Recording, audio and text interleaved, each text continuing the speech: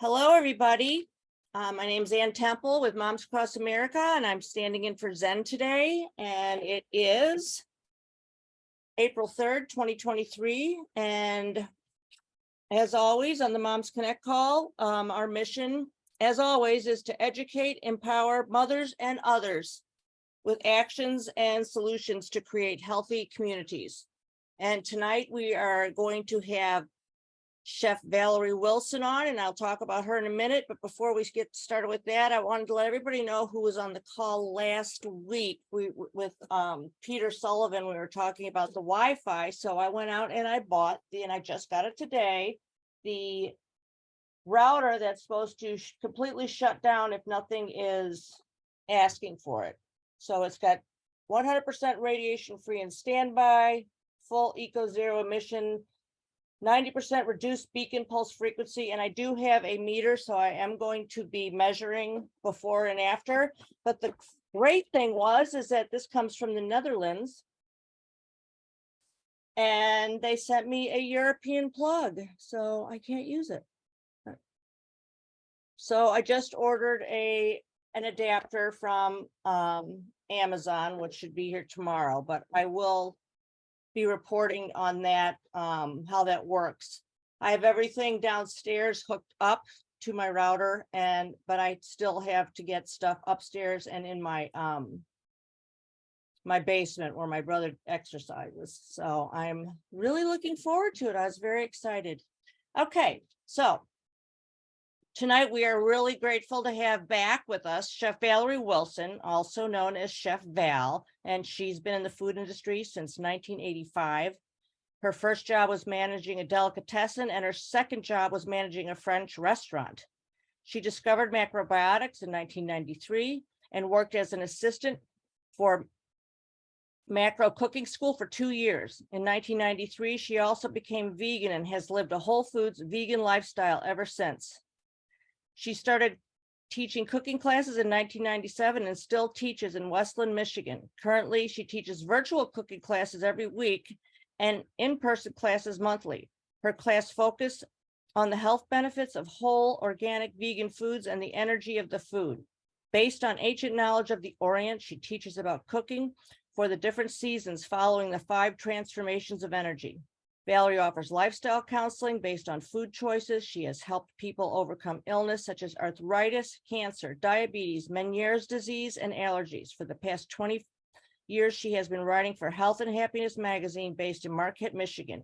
She offers personal chef services specializing in cooking for anyone who has health issues. She's got her own radio show and a YouTube channel, and she's got her subscription Patreon group, and she's also started a Substack blog, which I subscribe to on Substack. She's the author of 6 cookbooks: Perceptions in Healthy Cooking and Healthy Delicious Cooking Spring Season, Vegan Cooking with Kids, Year-Round Healthy Holiday Dishes, Summer Season Healthy, Delicious and Simply Healthy Scrumptious Desserts cookbooks, released July of 2022. And she has her website, and I will be including that, of course, all those links when I send the e-blast out with the video tomorrow. And so Val, you can she's going to be talking to us about spring foods, correct? Yes, spring foods. And do you want me to, I think I gave you access to share screen if you need to. I don't think I'll be able to share screen, but that's okay. Oh, okay. I thought I gave that to you. I don't have anything I'm going to be sharing. Oh, so okay. All right. Well, take it away. All right, great. Well, hello, everybody. Thank you so much for having me again, Moms Across America and the Food Network. Greatly appreciate it. And so while I'm talking and discussing cooking for the spring season and discussing springtime foods, by all means, use the chat and ask me questions. I'll try and catch them all, but if I don't, then Ann, she'll be paying attention to, and she can say, hey, Val, there's a question, or whatever, because I love audience participation. I like the back and forth conversation with people in chat. And also too, we have the little hand raising thing down at the bottom. If you have a question and you want to talk, talk to me and ask a question, by all means, you can do that too. So I'm going to teach today about what's called the 5 transformations of energy. Maybe you have heard of this and maybe you haven't, and that's okay. So it's based in ancient knowledge. They use a lot of it over in the Orient. They use it if you're ever treated for things like acupuncture. They use this knowledge behind it of the energy of the seasons and the energy of the organs. They also use this knowledge in Kung Fu and martial arts and things like that.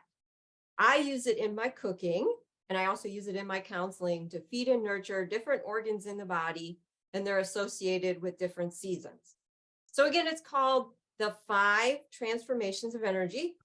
If you're interested, you can just type that into a Google search and you can look it up. Now, I learned a lot of this information from books. Paul Pitchford's Healing with Whole Foods. I think we talked about that last time I was on here. It's a really thick book. It's a great book. It's got all the information in it, I have this little diagram here, but I see that my light is shining on it. But this is the circle, the 5 transformations of energy, all right? And spring is right here. So when it comes to energy, and we all know that everything is made up of energy. You're made up of energy. Your food is energy, right? Your thoughts are energy. So that's all incorporated in the healthy way of eating is energy. But this is the energy of the 5 transformations, okay? So here's spring. And spring is a middle time energy, which means it's transitional. We're going from winter, which is down here, to summer, which is up here. So we're going from winter, which is a downward energy, to summer, which is an upward energy. So spring is a transitional time. That's the great thing when we talk about health and wellness, endless info, unlike the dark side who has limited vocabulary. Carla, great point, great point. So springtime is a transitional time, okay? And so in this transitional time, your body goes through a natural detoxification because, and this has to do with, a lot of this knowledge has to do with the way our ancient ancestors lived, more so than the way modern America lives. But I'll just go with the narrative. In the wintertime, you eat more foods that are more heavy and more dense. You're going to use a little more fat. You're going to use a little more seasoning because you're trying to keep your body warm, right? So then when spring comes, we want to lighten up the energy. We're moving upwards. And so we want to get to summertime where we want to be very, very active and we want our body to be light. So in wintertime, we eat more heavy foods. In summertime, we eat the lightest foods of the year. So spring is our transitional time, and your body naturally goes, okay, I'm going to want to get rid of some of this excess fat that's been stored for the wintertime, this excess cleansing of the body. So your body goes through this process. So a lot of the foods that are associated with springtime help the body detox. Are you referring to perlite? Oh, no, that's a question. Frankie was talking to somebody else. Okay, thanks. All right. So we're going through a transitional time. So a lot of this food helps with detoxification of the body. And one of the organs that is one of your biggest detoxification organs is the liver. So springtime is associated with liver, gallbladder, and nervous system. So all the foods I'm going to talk about here today are going to feed and nurture liver, gallbladder, and nervous system. And I think it was the last mom's call, the gentleman was talking about a fatty liver, if I remember correctly, that we were on here. He was talking about fatty liver. And I said, well, that's great, because I'm going to talk about foods that are going to help cleanse the liver. This is related to eating foods in season, correct? Yes, are you asking me, Anne? Yeah, well, like people who are eating a lot of like tomatoes in the winter time. And I think macrobiotics is more aligned with eating foods that are available in your area in that season, correct? Yes. Okay. It's like eating as close to nature as possible, eating the way our ancestors did. So do you think our ancestors, now I live in Michigan, So I'm going to use that analogy, but you can kind of think where you are. In the middle of winter, they would not have been able to eat tomatoes. They also would not have been able to eat very much fruit, right? But in the summertime, when blueberries and raspberries are fresh, you go outside, you can pick them. And again, fruit has such a lighter energy. It's associated with summer, okay? So springtime is a transitional time, and it's also a detoxification time. So again, one of the main organs that's associated with spring is your liver. Liver is one of your most complex organs. And if you don't know, it's large and it's located on the right side in the front, like in your upper right side. That's where your liver is located. Your liver has the ability to neutralize poisons and remove them out of your system. So it gets the toxins out of your system. Your liver also stores glucose and also purifies the blood. So a very important organ in your body. Now, the liver and the gallbladder help to support your nervous system. Your liver and your gallbladder they store bile. And this is a liquid that's used in the body to help emulsify fat. So again, we were talking about detoxing and getting rid of that excess fat in the springtime associated with the liver and the gallbladder.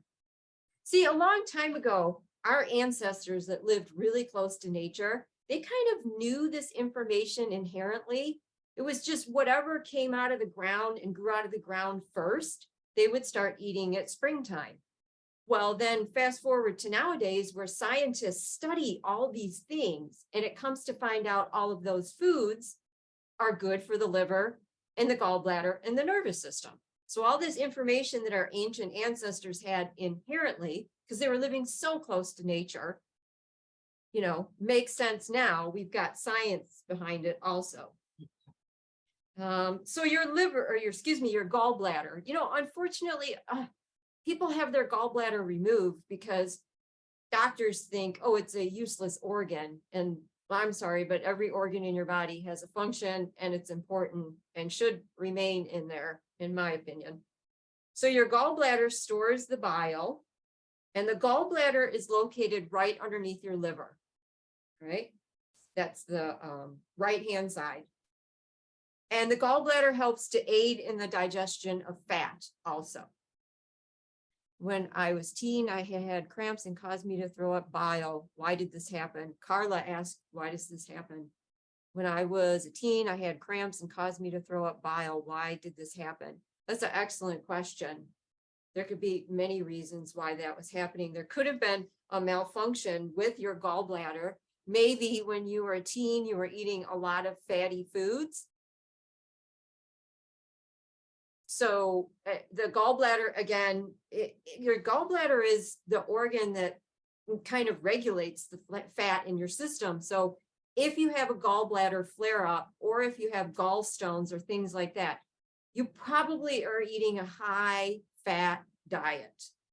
And it's the fat, the fattiness. Wouldn't want to leave alone a necrotic gallbladder. Well, yeah, obviously, if you have something wrong with your gallbladder, you do need to get assistance and try and figure it out. But one of the things you can do for your gallbladder, if you have problems, is detox your gallbladder, right? And one of my all-time favorite vegetables, asparagus. Spring's first violets. Are violets good for liver and gallbladder? Yes, they are, absolutely. Yes.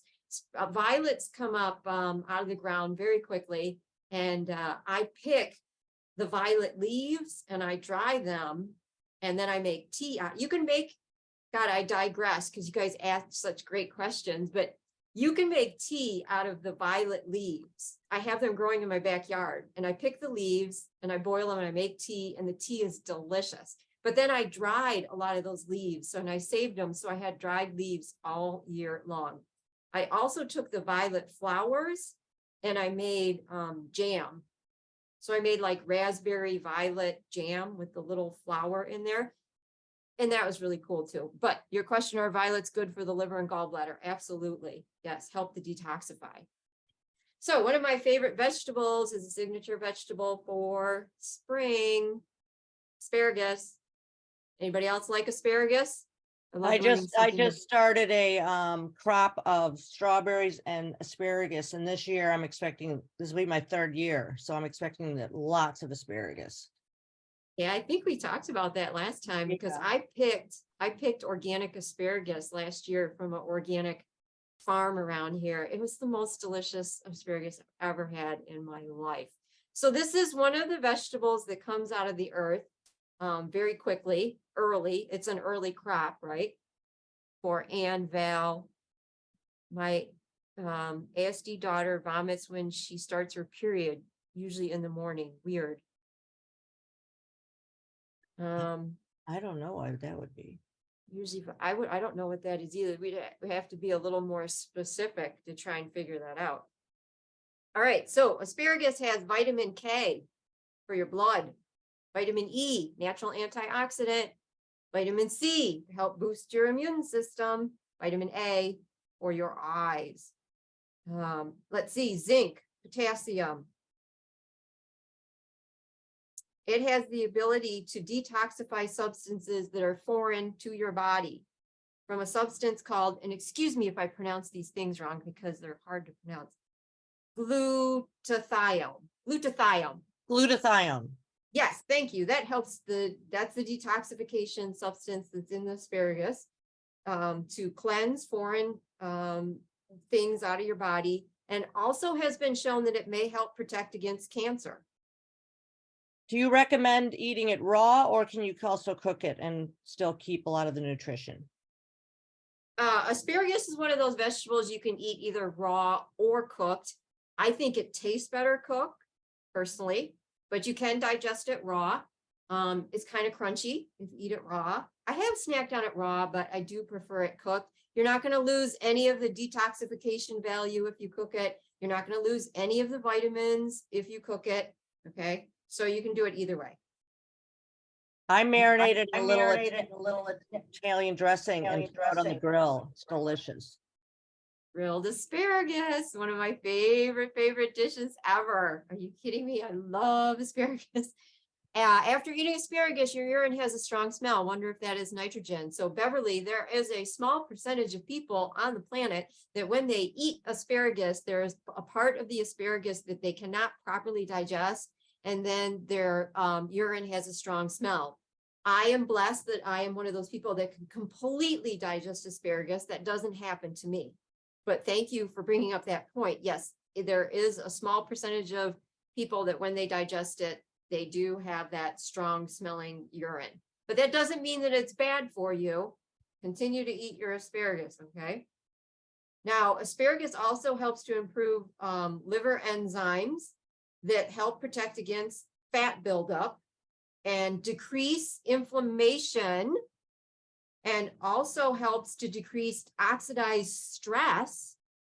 And oxidized stress can disrupt every cell in your body, right? And then your body becomes toxic. So asparagus can help anti-inflammatory and help you with oxidized stress. So fantastic.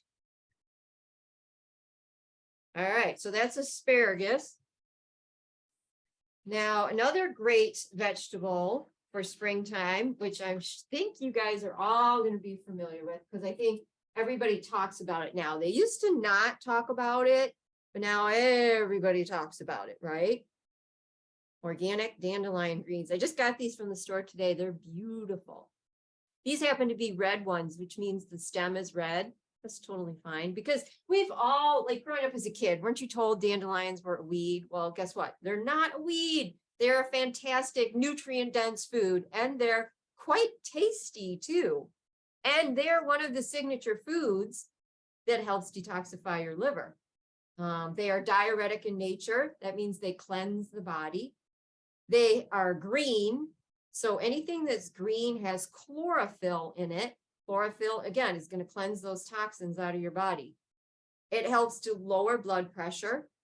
It's really high in vitamin C, iron, and calcium. Dandelion greens also contain vitamin K. has anti-inflammatory system, helps improve your immune system, really good for your skin, dandelion greens are, and it's excellent for your digestion. So dandelion greens are a prebiotic.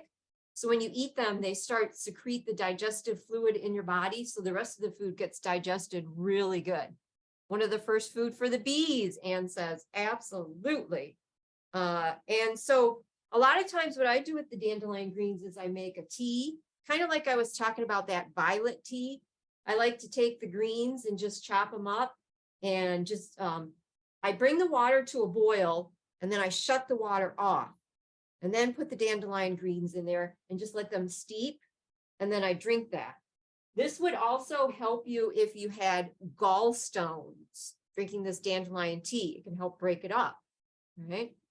And speaking of gallstones, the signature flavor for springtime is sour. So what are some foods you can think of that are sour? You can put them in the chat. So anytime you eat foods that are sour, you're feeding and nurturing your liver, your gallbladder, and your nervous system. Sauerkraut, absolutely. I love sauerkraut. And this is the time of year where you can make salads and put sauerkraut on it. I've been doing that a lot lately. Sauerkraut tastes really good with pasta too. I use brown rice pasta, whole grain pasta, and I put the sauerkraut with it, and it's awesome. Pickles, absolutely, pickles, because pickles are fermented with good, hopefully sea salt and vinegar. So vinegar is sour. So I use brown rice vinegar, which is like a sweet sour vinegar. And I also use ume vinegar, which is a salty sour vinegar. That's a great place to get sour. Best to break, chop to expose the cell walls, more nutrients. Lisa, are you talking about the dandelion greens? I do chop them when I make my dandelion green tea. I chop up the dandelions and put them in the hot water. Umeboshi plums. Absolutely, Joan. Absolutely, Yes, my umeboshi yes. plums. Yeah. Definitely chop everything up. You want to break the cell walls. Yep, that's how I make my tea. Wow, Val, are very young comfrey leaves okay to eat with fatty liver? And what about bitters? My God, these are such great questions. I love comfrey. I use comfrey to heal so many things. You would like be blown away. In fact, last month I taught a 3-week series and one of the classes was comfrey, and it was all about what it does for you. So comfrey is a bitter green. It is a plant to eat with fatty liver. And what about bitters? So yes, comfrey would cleanse the body. It would be good for your fatty liver. And bitters. So your bitters, okay, so there's a category of food that people call bitters. So that would be dandelion greens, that would be parsley, that would be kale and collard greens. So these are all great foods. You do have to be careful not to over consume them, okay? And again, everybody's condition is different. Now, when it comes to a fatty liver, comfrey would be good, don't get me wrong, but I think dandelion greens and asparagus and the whole grain barley that I haven't got to yet, but I'm going to teach you about barley. I think those 3 plants, dandelion, asparagus, and barley, would be even a little better for getting for the fatty liver, although there's nothing wrong with comfrey. So my answer is yes, you could use comfrey, but I think I would use those other things too. Lemon, lime, and grapefruit, and so easy to grow.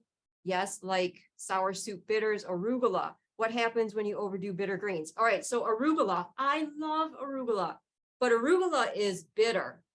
So arugula is more a signature summertime food because anything that's bitter feeds and nurtures your brain and your heart. And hopefully we can set up another one of these calls in the summertime and I can go over bitter foods and summertime foods, but I do love arugula. What happens if you overdo bitter greens? Again, you run the risk, you could detoxify your body too quickly. Okay, so again, everybody's different, and you have to kind of look at your condition. If you have if you're in a weakened state, or if you have a chronic condition that's been happening for a long, long time, you want to detoxify slowly. You don't necessarily want to detoxify quickly. And too many greens could detoxify your body too quickly. Oxalic acid. Oxalic acid is located in spinach. So I do not eat spinach. I do not recommend spinach. And so I don't use that particular green in particular. When I studied macrobiotics with Kushi, awesome, someone's on the call who studied macrobiotics with Kushi. He said, if you eat brown rice with oxalic acid vegetable, it counteracts the bad effects of the oxalic acid. So, yes, well, I have to agree with that, with the brown rice, absolutely. And so usually that is the combination, eating a whole grain such as brown rice with the green vegetables, yes. Now, when you're saying oxalic acid, are you talking about the nightshade vegetables, oxalic acid? Am I pronouncing that right? I'm not sure, but I was told like too much spinach that it was high in that. Yeah, And well, yeah, Thomas is saying, and I guess chard. yeah. I just looked in my cookbook where it says nightshade to make sure that the word was spelled right, to make sure that I was getting the right. And yes, oxalic acid, that's how it's spelled. So yes, that would be Swiss chard and spinach. And so, I mean, I personally don't eat Swiss chard or spinach because they are in the nightshade family. And I have a family history of arthritis in my family. So I stay away from nightshade vegetables. But again, everybody's different. And if you don't have a family history of arthritis, you could eat the spinach and it would have no effect on you, which is why I always emphasize everybody's different. But again, that could be a problem if you ate too many greens, yes, with the oxalic acid. All right, so then we've got two different spellings here. We got oxalic acid, which we were talking about the nightshade vegetables. Then we have OXYLATS. And Frankie is saying are not in nightshades, not usually. So I was trying to clarify if the wording was there. Joan said, I also studied with Kushi and his wife. Oh my God, I'm so excited that you guys are here. That's awesome. Yep. Selenade is the toxin in nightshades. Yes, that's another toxin. Thanks, Val, for saying that there isn't a one size fits all in a healthy lifestyle. Absolutely, Carla. There's just so many different ways. And usually this is so exciting because usually when I talk and give a lecture about macrobiotics, people in the audience, this is like, they haven't heard of it before. What are soursop bitters? Elaine asked. I don't know what soursop bitters are. If anybody else knows what soursop is, that would be great. Yeah. So I'm so excited with the chat that's going on during our discussion. This is awesome. It's really about balance. You can usually find a balanced way to eating most anything. Yes, Thomas, love that. Absolutely love it. And that's, I think, why people can't understand macrobiotics, because it's about balance. And a lot of times, and I don't mean to downgrade or anything other, but a lot of times people will say, I want to be on a healthy diet, and someone will say, okay, do this, this, and this. No, you have to do this, this, and this. And macrobiotics is listen to your body, do things in balance, learn about the energy, learn that everything is energy, and eat according to the season. So when you lead a healthy lifestyle in the macrobiotic way, it's like you are your own life coach. You are your own observer. You are listening to your body and you're doing what is right for your body. Where unfortunately, I think a lot of us are disconnected from listening to our body. So we go and somebody says, do this, this, and this, and you do this, this, and this, like forever. And you may not feel good, but you're afraid to change that. And you're afraid to be flexible and balanced and everything. So that's not good for you either. So for instance, like I counseled this one lady who had arthritis, and she was a very nice lady, but her hands were like bent like this. She was that bad. And when I started talking with her, she was doing a smoothie in the morning, every morning, and she put spinach in the smoothie. And I told her, well, that's a nightshade vegetable and it could be making your arthritis worse. Why are you doing that? And she said that, somebody told her that smoothies are great for you and that you have to put spinach in your smoothie.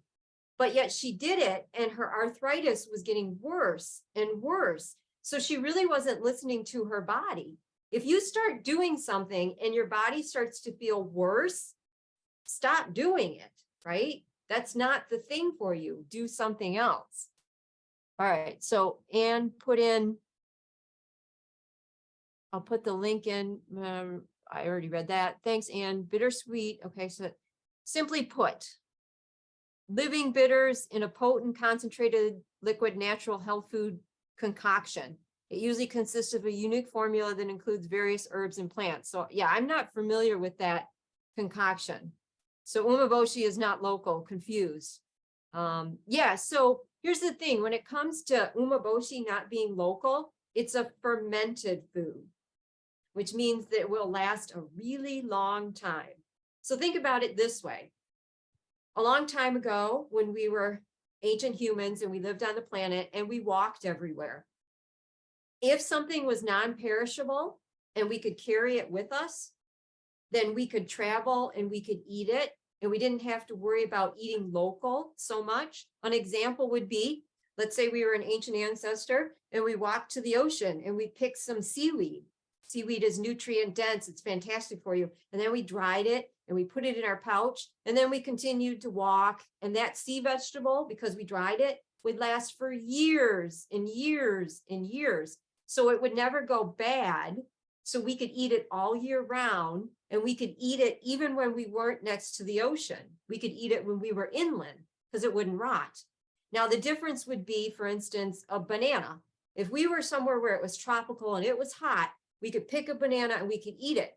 But if we were an ancient ancestor and we pick a banana and then we started walking, right, within a week, within a month, that banana, it's rotten, right? We can't preserve it in any way, shape, or form. So that's why there are some foods that may not be local to where you live, but you still eat them because they are non-perishable. And that includes the whole grain category, because the whole grains, you may not be able to grow the whole grain barley where you live, although barley is an adaptogen grain and you can grow it almost anywhere, but I was just using an example. So whole grains are non-perishable and they can travel forever. So I hope that explains the umeboshi not being local. And also because umeboshi, God, it's so medicinal, antibiotic, antiviral, antifungal, so many things. Practitioners done correctly improves intuition. Intuition is my most powerful tool for help. Listen to yourself, can be said. Love that, Thomas. Absolutely love that. Sorry, but spinach is not a nightshade, from Frankie. Okay, I've been taught for over 30 years that spinach is a nightshade vegetable. I cooked macaroni for my mom. She was ill 20 years ago. I used Kushi's book also called Swedish or live bitters, digestive aid. Miso lasts forever. Thank you, Joan. Dandelion vinegar made with dried root. Oh my God, that sounds delicious, Kate. Dandelion vinegar made with dried root. Oh my God, that's awesome. Frankie says that spinach is not a nightshade. If you had some type of information where you were seeing that it wasn't a nightshade, because from my best information, it is a nightshade, spinach. So yeah, the same with seeds and grains. Absolutely. Yes. All right. So go ahead. Somebody saying something? No, that was me. Sorry. Oh, that's okay. I wanted to get to the whole grain section of spring. So the whole grains for the springtime are, the one I'm going to teach you about is barley, but it's also rye and wheat. So do you see that in the category of the springtime for your liver, your gallbladder, your nervous system, guess what? They have gluten in them. Okay. So here's the thing about gluten. And I think that the Mom's Call and Zen and everything, I think they've addressed this so many times. You probably are not having a problem with gluten. You are having a problem with glyphosate. Now, there is the exception to that. There's people with celiac disease, and they have to be really, really careful, and I get that. But I think most people do not have a problem with gluten. They have a problem with celiac disease, or they have a problem with the new wheat that has been hybrid and is a completely different plant that we're consuming now than our ancestors did a long time ago. So I think that's why people think they have a gluten problem. So umeboshi vinegar, good for metabolizing calcium and grease. Does ume vinegar ever go bad, or umeboshi? It is a naturally fermented food. So the best of my knowledge, it won't go bad. Maybe if you set it out in a spot that was like 100 degrees and let it sit out there, then it would probably go bad. I recall from the macro days that they main nightshades are tomato, eggplants, and potatoes. Yes, those are also nightshades. Yes. Here we got the whole grain barley. Now I did get pearled barley. Pearled barley means that some of the outside was polished off of it. So it is a softer, a more easier to cook whole grain, but it still has the vitamins, minerals, and fiber in it. It's not like white rice, okay? And you can also not get the pearl barley. You can get whole barley if you want.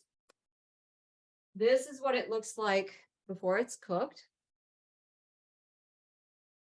And I also I got a bag since after our last talk. I ordered some barley, that exact one, and I haven't used it yet. I have to use it. Yeah, so I also cooked up some barley before the call, just so you could see what it looks like. You want to do a comparison? This is what it looks like cooked, and this is what it looks like raw. Looks like rice. It kind of does. I think it's a little chewier than rice, and also the kernels are a little bigger. Now, if you want a barley stew recipe, you can go to my website, macroval.com. My recipe of the month is a barley springtime vegetable stew, and it features dandelion greens, asparagus, barley. So that recipe is there. I eat only organic, but cannot tolerate any gluten. Acorn and tricolate are also verboten. Okay, I don't know what Verboten means you can't have it. Right. So Frankie, yeah, there are people out there, like I said, some people cannot handle it, and that's totally fine.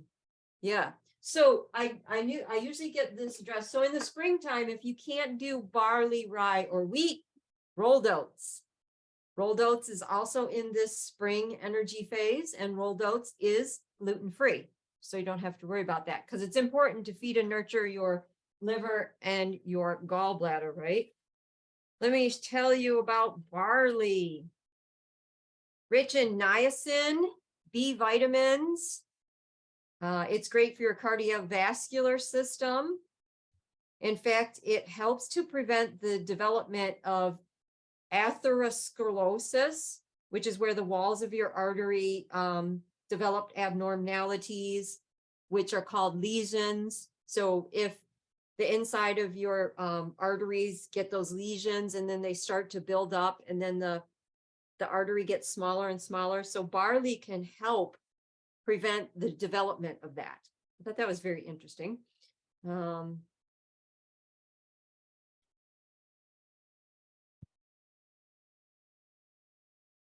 Lowers cholesterol. It has a trace mineral in it, which is essential for vital functions of your organs, and it helps to detoxify deadly sulfates and toxins out of your body. And it's in barley, and it is, again, I'm going to slaughter the way you pronounce this, so excuse me, molybdenum, MOLYBDENUM, and that's a trace mineral that's in barley that, again, helps cleanse deadly toxins out of your system. Barley is, as I mentioned, it's an adaptogen whole grain. The plant is very adaptable, which means it can grow in a dry climate. It can grow in a wet climate. It can grow in a hot climate. It can grow in a cold climate. So you know what that does for you and your health? that makes you flexible. So when the food that you eat in the environment, it does the same thing in your body. So spring is a transitional time. We're going from winter to summer. It's flexibility, it's transitional. So barley helps with that, definitely. Good for your brain. Thank you, Beverly. Yeah. Yeah, it's hard to pronounce. Molybdenum. Molybdenum. Yeah. So Say it 10 times fast. yeah, molybdenum. Barley was also the main food of the gladiators. The gladiators were called barley men, and most of their diet was roasted barley. And they were physically strong, like super strong people. And most of what they ate was barley. Okay. So that's the whole grain barley. And when you eat it, it's chewy. It has a naturally sweet flavor. It is known as one of the detoxification grains that cleanse toxins out of your body. Oats must be certified gluten-free, organic or not. So that's from Frankie. So I was told by Dr. McDougall that the gladiators, when they went to war, would stop eating any kind of meat because they couldn't perform as well. That they went back to their whole grain diet to make them stronger. And he said, yeah, that from the history that I studied, they were mostly plant-based. Gladiators were mostly plant-based, and the majority of what they ate was roasted barley. Yeah. Yeah, beets are not in the nightshade family. According to Dr. Gundry. Dr. Gundry. Gundry. Yeah, he's all over. He's got an opinion on everything. You could spend a lot of money on his website. Okay. All right. So what's your favorite way to prepare barley?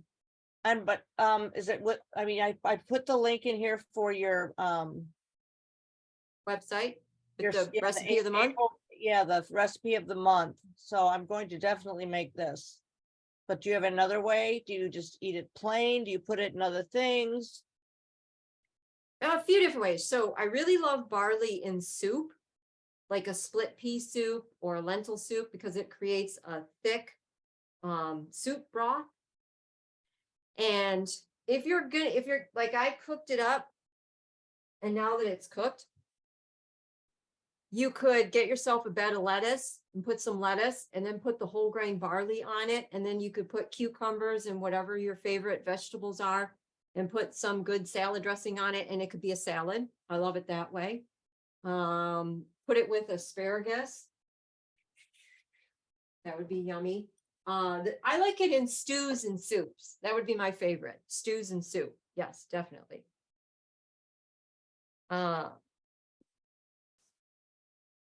Let's see if I went over. Oh, the cooking methods. So cooking methods for the springtime is light pickling, because we did talk about pickling and the naturally sour flavor. So that's the type of cooking that we do. Sauteing. So a quick saute, sauteing your vegetables very lightly, and also blanching. So I do this dish. It's a signature springtime dish, and it's called boiled vegetables, where you bring a pot of water to a boil, you put a vegetable in it, and you cook it in the boiling water until it's soft, and then you remove that vegetable, and then you can do another vegetable. Asparagus tastes fantastic like that. Kohlrabi. Kohlrabi is another springtime vegetable that's in the cabbage family. Sweet potatoes take excellent like that also, boiled vegetables. Just looked up nightshade veggies. Spinach is not mentioned, Joan. That's okay. So again, I get most of my information from books that I've been reading for over 30 years. And I have to say, when you look things up on the internet, sometimes you find the right answer and sometimes you find stuff that's not true. it's just the way it is. I'm amazed when I look things up on the internet and I see things that are written there, and I pull out my books either on macrobiotic or Oriental medicine or the 5 transformations of energy or any number of books that I've been studying for 30 years. And it completely contradicts what I was seems having to the be same obvious. discussion. I was having the same discussion with my brother once, and I said, if you want to continue on with some of your bad habits, you can find a website that will support that. And I found a website about bacon is magic. And they would talk about all the health benefits of eating bacon. And I showed it to him. And I said, here's my point. So you have to, like you or somebody said earlier, you have to follow your intuition and what's right for you. And I've counseled so many people with arthritis, and when they stop eating spinach, it makes a huge difference. Yeah, spinach is very high in oxalic acid, harmful to kidneys and joints. The kids on Mary Poppins hated Nanny that always smelled like barley water. That's hilarious. I am intrigued by barley water. What about the smells? Are you familiar with splashing on some barley water? No, like splashing it on your skin.